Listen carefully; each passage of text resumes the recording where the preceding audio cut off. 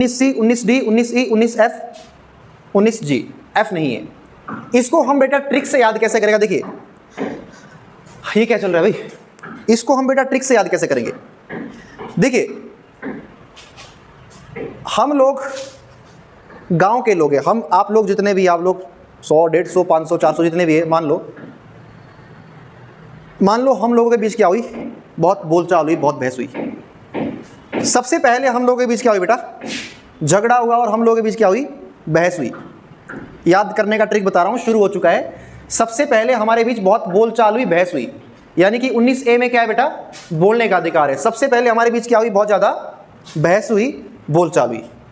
फिर देखा गया यार बोलचाल और बहस करने से कोई मतलब नहीं है, कोई फायदा नहीं है। हम सब लोग एक रहेंगे तभी तो कुछ होगा। इसलिए डिसाइड किया गया कि भाई आप लोग आपस में लड़ रहे हो, अब आपस में लड़ो नहीं, चुपचाप शांतिपूर्वक एक जगह पर आप इकट्ठे हो जाओ, लेकिन किसी के पास हथियार नहीं दिखना चाहिए।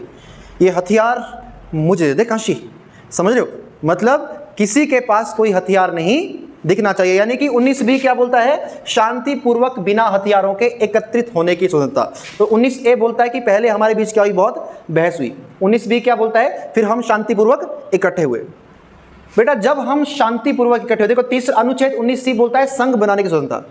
जब हम शांतिपूर्वक बेटा इकट्ठे हुए, और ये किसी भी यूट्यूब वालों की ट्रिक नहीं है बेटा, ये मेरी अपनी ट्रिक है। जब मुझे खुद याद नहीं हुआ तो मुझे मजबूरी है कि अब अंधा क्या नहीं जो करता, हाँ सॉरी यार, मरता क्या नहीं जो करता, समझ रहे हो, अंधा तो बहुत कुछ कर सकता है, ठीक है जी। अब जब इकट्ठे हो गए तो अनुच्छेद 19C बोलता है संघ बनाने की स्वतंत्रता। जब हम इकट्ठे हुए तो हमने बोला अभी तक हम अलग अलग काम करते हैं, एक काम करते हैं, इकट्ठे हो जाते हैं, अपना एक संघ बना लेते हैं, अपना एक संघ बना लेते हैं। और संघ बनाने से फायदा क्या है, फायदा ये है कि हम सब लोग का इकट्ठा काम चलेगा। तो हमने अपना संघ बनाया, अनुच्छेद 19C में क्या बनाया, संघ बनाया। और संघ ने 19D में आबाद संचरण घूमना फिरना, संघ ने क्या बोला कि अब हम आपस में एक दूसरे के गांव में कहीं भी आ जा सकते हैं, घूम फिर सकते हैं, समझ रहे हो। देखिए पहले हमारे बीच बोलचाल हुई, फिर सारी बात संभली और हम इकट्ठे हुए। इकट्ठे के बाद फिर हमने अपना संघ बनाया, और संघ ने बोला कि हम कहीं भी घूम फिर सकते हैं, अनुच्छेद 19D में। सीक्वेंस में कहानी चल रही है, सीक्वेंस में अर्जी चल रही है, ठीक है। 19A में बोलचाल हुई, 19B में शांतिपूर्वक इकट्ठे हुए, 19C में बेटा हमने संघ बनाया, 19D में संघ ने कहा कि हम कहीं भी घूमने फिरने के लिए जा सकते हैं, कोई दिक्कत वाली बात नहीं है।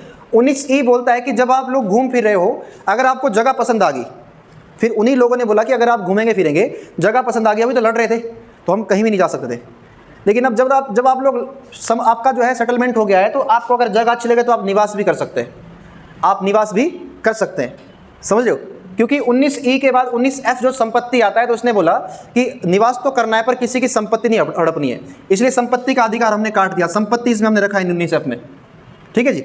19G क्या बोलता है, आजीविका। जब आप निवास कर रहे हो बेटा, वहां पर आप रह रहे हो, तो आप पैसा कमाने के लिए दिहाड़ी मजदूरी कर सकते हो, अपनी आजीविका, अपना व्यापार चला सकते हो, समझ रहे हो। यानी कि पहले हमारे बीच बेटा 19A में बोलचाल हुई, 19B में हम इकट्ठे हुए, 19C में हमने संघ बनाया, 19D में संघ ने डिसाइड किया कि हम घूम फिर सकते हैं, 19E में कहा गया कि आप कहीं भी निवास कर सकते हैं, 19G में कहा गया कि आप अपनी आजीविका चला सकते हैं। इतनी बात समझ आई। तो ये थी बेटा याद करने की ट्रिक, कर लेंगे अब तो आप याद इसको, ठीक है। मैं लिखवा भी दूंगा इसका, आपको PDF चाहिए होगा, मैं आपको ग्रुप में फोटो भेज दूंगा, मतलब ग्रुप में आपके ना। अच्छा सुनो मेरी बात,